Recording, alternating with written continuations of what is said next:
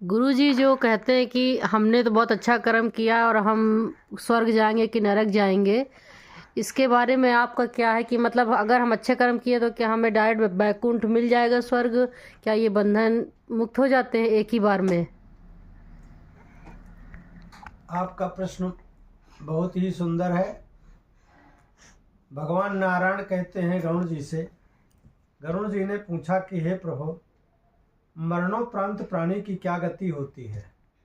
तो भगवान नारायण कहते हैं कि हे गरुड़, मरणोपरांत व्यक्ति चाहे वो पुण्यात्मा हो या कोई पापी हो, पाप कर्म करने वाले और पुण्य कर्म करने वाले दोनों एक ही मार्ग से जाते हैं, लेकिन जिनका पूर्ण होता है वही अमल आत्माएं शुद्ध विशुद्ध हो करके परमात्मा के विग्रह में जाकर के समाहित हो जाते हैं। परंतु जो पापी प्राणी होते हैं, जब तक उनका पुण्य और पाप का ये संघर्ष चलता रहता है तब तक वो परम पद को नहीं प्राप्त होते। लेकिन जब वो अपने किए हुए पाप कर्मों को एक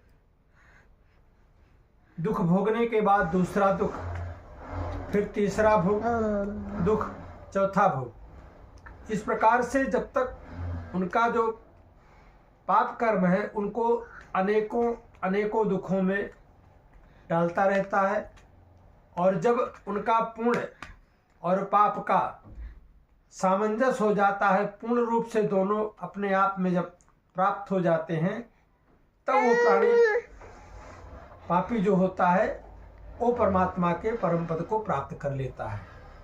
लेकिन इतना जल्दी भी नहीं संभव होता, क्योंकि जो एक नरक से दूसरे नरक में, दूसरे से तीसरे नरक में जब तक वो व्यक्ति निर्मल नहीं हो जाता है, शुद्ध विशुद्ध नहीं हो जाता है, तब तक वो जो है परमात्मा को प्राप्त नहीं होता है।